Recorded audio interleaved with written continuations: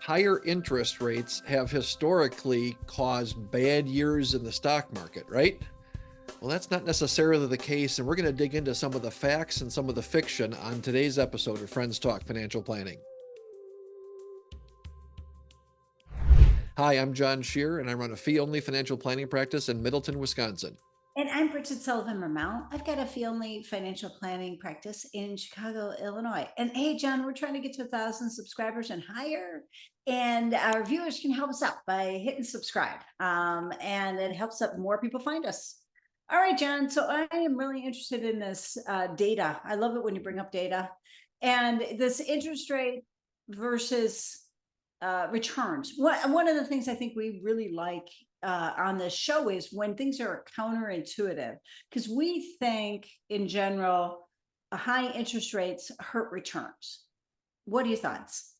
Yeah, no, and I appreciate the it's counterintuitive, but it's also sort of like here's the conventional wisdom and the things that, we hear and think and clients talk to us, and then what's the facts? And sometimes those things match up, and that's right, it makes sense. But there's a lot of times where, geez, what I think about this or my gut tells me is not exactly right. And I was reading an article by Ben Carlson from his blog, A Wealth of Common Sense, I think it's called. We'll put a link in the show notes if you don't pay attention to Ben's stuff and you're interested in this. A ton of information here from him. But the topic was about, hey, interest rates are higher, and that, does that mean bad things for the stock market? Right. And sort of like, yeah, that sounds like that's about right. That's what historically has been. But he put together some data here. We'll pull up a chart on that. And let's just take a look at what this chart kind of walk through it. And then Bridget, I'm interested in your takeaways and what you hear from this or what you see in this, right? So the 10Y at the top, that's the 10-year Treasury bill. And Right. that's not an exact measure of interest rates or inflation, but listen, that's our proxy is using that as our benchmark, right? Okay, so when the 10-year Treasury rate is at various levels, what does the stock market do is what this chart is telling us, right? And so, and you can see the dark blue bar line, that's the 1 year after when rates are at 2%, what's the next year? Lighter blue, what's the next 3 years? What's the next 5 years? And my eyes go to that orange bar because number one, it's bigger, but it sticks out like, hey, what do the next 5 years look like for things? And then in the chart here on the left-hand side, going up and down, that's what's the percentage that the S&P did over that time period. And then on the bottom, going left to right, it's what were the 10-year Treasury interest rates at? Right. So on the far left, they're less than 2. So something in the zeros or ones. And then the second one, something in the 2s between 2 and 3. And then in the 3s between 3 and 4 and so forth. And then the outliers, of course, are the things under 2 and the things over 8 can kind of get lumped together on that. Right. So that's what we're looking at here. The bars, again, let's maybe focus on those orange bars, 5-year returns of the S&P 500 at various times when the Treasury, the 10-year Treasury bill is at various rates. What's your takeaway in looking at this chart? I'm looking at it right here. And geez, this whole lower than 2% is looking good. Yeah. You know, that low interest rates seems to help the stock market. I think we can see that. Yeah. And then the rest of it is a wash. I don't see any pattern here. There's no, it's like, and when interest rates are higher than 8%, it's surprisingly not that bad. Yeah. Interesting, isn't it? Yeah. Like, so high interest rates, people seem to make their adjustments. That's what this says to me. It's surprising. It's not as good as when it's, but it's not as good as when it's lower than 2% as far as the stock market, but it's not that bad. Yeah.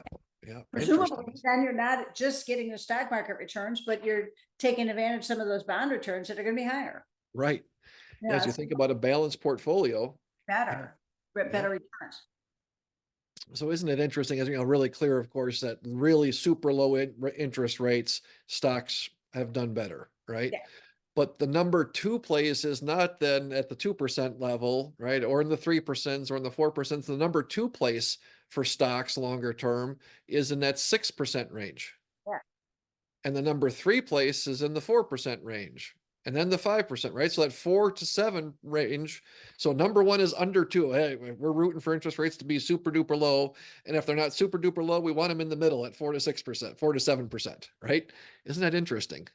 Well, but that it's just like, well, it's not telling a consistent story. Right, Which, right, but to me, it's like what lower is better for stock returns.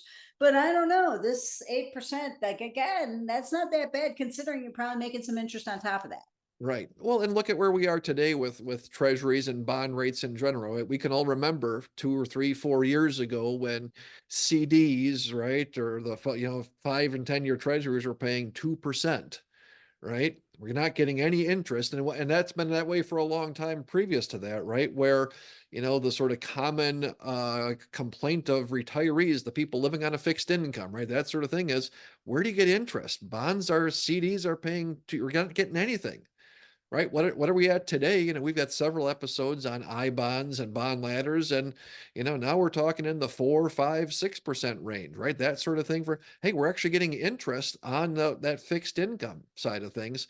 Plus, these numbers on this chart here show that hey, stocks tend to do pretty decent when 10-year treasury rates are in that range. Right? You go like, hey, you're actually getting both sides of it. I'd argue even not when it gets above 8, which is that's accurate, but down in the 4s and 5s, people are pretty happy to have 5%, treasury bills and CDs these days, right? But you just don't know. And that's one of those sort of conventional wisdom things I think it's important to look at the facts on is, geez, interest rates go up. That's bad for the economy. That's bad for stocks, bad for businesses. Well, as you say, the story just doesn't, I think it's purely an anomaly that the 3% range and then the 7% range happen to be the lowest. I don't know that that tells us any story that 8% and higher is good, but 7% is bad, right? That's not the story I take from that necessarily. It's just, hey, we don't know, right? It's not necessarily a bad, it's sort of a neutral thing. And you and I were at a conference here not too long ago, and I remember one of the takeaways I took from hearing the speakers talk about some of these sorts of issues is that are interest rates important? Yep, they're important. It's not to say they're not important, but they're just one of many, many things and one of many, many factors, right? It's like, putting eggs or flour into cookies, right? It's, I don't taste eggs when I eat cookies. Are there eggs in there? Yeah, they make it taste good, but it's one part, right? It's not like putting garlic in cookies. Hey, you put garlic in a cookie, it probably wouldn't taste so hot, right? It's a different story. It's all these different things that go to make up the whole. So it's not, oh, interest rates high, stocks bad. Like that's not the answer, but it feels like that sometimes when you look at, given sets of data or read different things.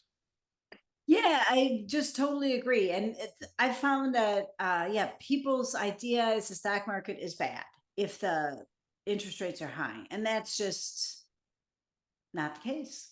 Right. And It then, is better when interest rates are low. That seems clear. Like, yeah, but then you're earning no interest either on anything that you've got trying to earn some interest on. And so this actually argues, I would say, for a diversified portfolio that includes some interest earning and some stocks. yep. And I think that's what most people have, right? Not many people have everything in one side of it. And you kind of go, yeah, if interest rates are way down, stocks look good, but then the rest of your portfolio, just like you said, right, it doesn't look that good. I do think it's kind of interesting as we look at where are the bulk of the sort of good returns, if we will, are in that middle range here, right, 4 to 7%. Well, it's interesting also. You take a look back, historically speaking, what's the 10-year treasury typically go at as far as rates go? Right. Yes. Somewhere in that 4.5 to 6-ish range of things I mean, depending on the time frame you look at, you go, usually the treasury's in that 5-ish, let's call it, range. And what happens? Stocks usually do pretty well when treasuries are in that 5-ish range, which is congruent with all the other things that we've seen over the years, right? And the evidence, but it just doesn't feel like that when you start focusing on any one thing and being able to have that step back and have that bigger picture, right? Look at it, go, oh yeah, maybe higher interest rates are bad for stocks. Maybe higher interest rates are actually good for stocks. And that shouldn't change our planning and your decision making as an individual, right? It's not those external factors, interest rates or this or that. It's how do you reach your goals, and focusing internally rather than externally is, as always, the key to success, right? Absolutely. So it seems like a great place to wrap it up. I'm Bridget Sullivan Ramel. I've got a fee only financial planning practice in Chicago, Illinois.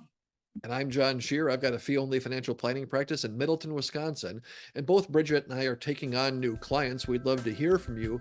But if you like what we talk about on our show and you'd like to find a local advisor in your area, we're both members of the Alliance of Comprehensive Planners, which is a group of nationwide fee only tax focused financial advisors. So to find an ACP advisor in your area, you can check out acplanners.org.